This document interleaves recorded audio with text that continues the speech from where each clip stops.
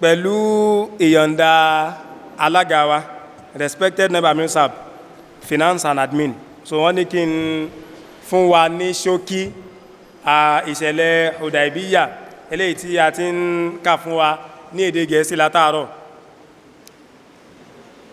Nínú àìmọye ìṣẹ̀lẹ̀ eléyìí tó wáyé lásìkò òjíṣẹ́ ńlá Muhammad sallallahu alayhi wa sallam, ìṣẹ̀lẹ̀ Hudaibiyyah ó jẹ́ ọ̀kan tí ó lámìlaka torí wípé ọ̀pọ̀lọpọ̀ ẹ̀kọ́ òun náà ni a kọ́ látara rẹ̀. Nínú Quran orí ìkejì-dín-ní-àádọ́ta, Quran chapter 48, sura al-Fath, ìyẹn ni pé sura ìṣẹ́gun, inú rẹ̀ ni Ọlọ́run bá ti sọ fún wa nípa ìṣẹ́gun ńlá yìí eléyìí tí ó wáyé lásìkò Hudaibiyyah. Kí ló bí Hudaibiyyah gan? Òun náà ni àlá kan tí Ànábì wa Muhammad sallallahu alaihi wasallam tí wọ́n ní nílùú Madina.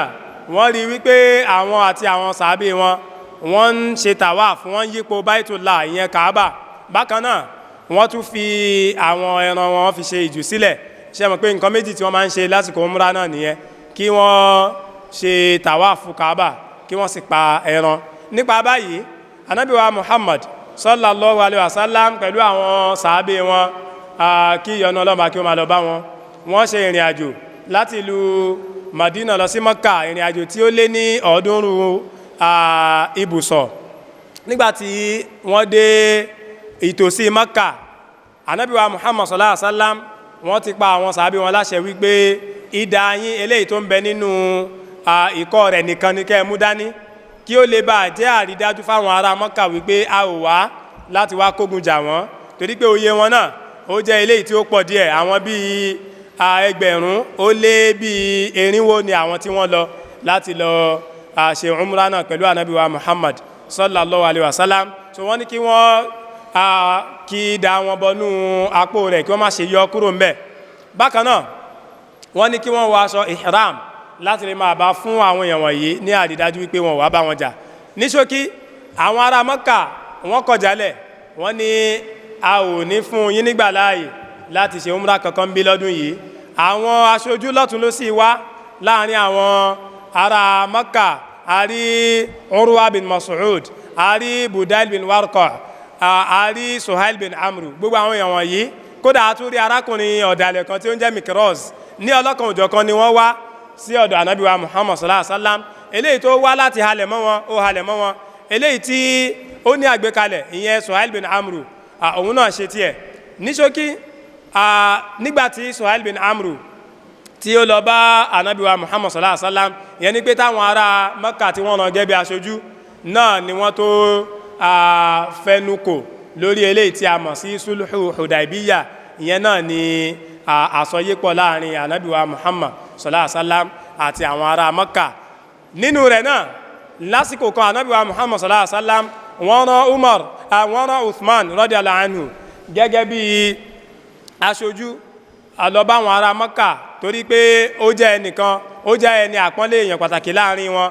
Bákan náà Abu Sufyan tí ó jẹ́ olórí àwọn Mọ́kà lásìkò náà, olórí àwọn Quraysh, ìbátan Hazrat Uthman ni radiyallahu anhu. Ṣùgbọ́n ìgbésẹ̀ yìí náà kò so èso tí wọ́n ń retí, torí pé kódà ìró tún tẹ àwọn mùsùlùmí létí wípé ó dàbí ìgbà tí àwọn ará Mọ́kà tí wọ́n ń ṣe ìgbìyànjú, ìyẹn ni pé wọ́n ti ń pète, wọ́n ti ń pèrò láti wá ṣe àkọlù fún Ànábì wa Muhammad sallallahu alaihi wasallam. Kódà ó dàbí ìgbà tó ti pa Uthman pàápàá, ìyẹn ló bí bay'atu ridwan. Ìyẹn náà ni Ọlọ́run bá ní ìtọ́ka sí nínú suratul Fatih tá a ti kà fún wa wípé laqad radiyallahu anil mu'minina ila akhiril aya. Nígbà táwọn mùsùlùmí, àwọn olùgbàgbọ́ tí wọ́n ń gba báyà lọ́wọ́ Muhammad sallallahu alaihi wasallam lábẹ́ igi. Kí ni ìtumọ̀ báyà tí wọ́n gbangba náà? Òun náà ni pé tó bá fi jẹ́ wípé lótìtọ́ àti lódodo ni wọ́n pa Uthman radiyallahu anhu tá a rán gẹ́gẹ́ bí aṣojú wa, àwa náà ò gbẹ̀san lórúkọ Uthman radiyallahu anhu. Kò sì sí ẹnì kankan nínú àwọn sàábé tí ó wá sún sẹ́yìn àti kò gba báyà yìí lọ́wọ́ Ànábì wa Muhammad sallallahu alaihi wasallam. Lẹ́yìn náà wọ́n ṣe sulhu Hudaibiyyah náà fúnra rẹ̀, ìyẹn ni pé Suhail bin Amru àti Ànábì wa Muhammad sallallahu alaihi wasallam wọ́n jọ sọ àwọn ọ̀rọ̀ tí yóò máa jẹ́ àsọyípọ̀ wọn. Lákọ̀ọ́kọ́ Ànábì wa Muhammad sallallahu alaihi wasallam wọ́n sọ fún Ali ibn Abi Talib radiyallahu anhu tí ó jẹ́ akọ̀wé wọn wípé kí ó kọ bismillahir rahmanir rahim.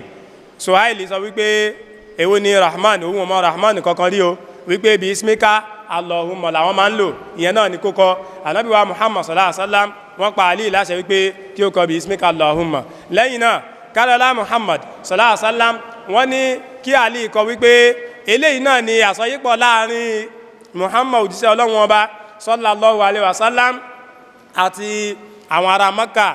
Suhaili tún dáhùn wípé Muhammadu Rasulullah báwo, Muhammad ibn Abdullah ni ẹ, tó bá yẹ pé àgbà ẹ gẹ́gẹ́ bí òjíṣẹ́ Ọlọ́run ọba ni, kí ni gbogbo eléyìí tá ń ṣe, kí ni gbogbo ìfàǹfà eléyìí tá ń ṣe láàrin ara wa.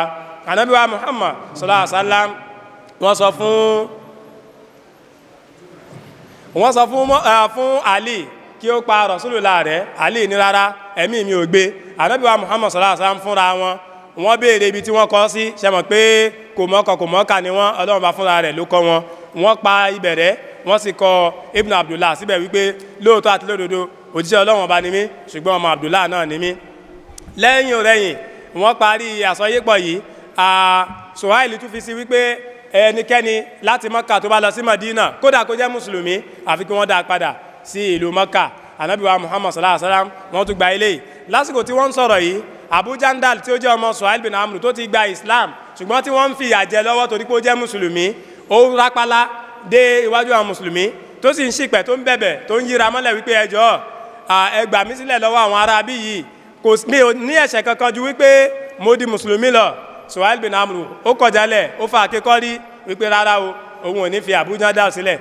Kódà tí Muhammad sallallahu alaihi wasallam tí wọ́n bá dúró lórí pé àfi kí àwọn fi Abu Jandal sílẹ̀, ó túnmọ̀ sí pé Sulhu Hudaibiyyah yìí ó ti parí ni àwọn ò ní fọwọ́ sí. Lẹ́yìn rẹ̀yìn wọ́n parí Sulhu Hudaibiyyah.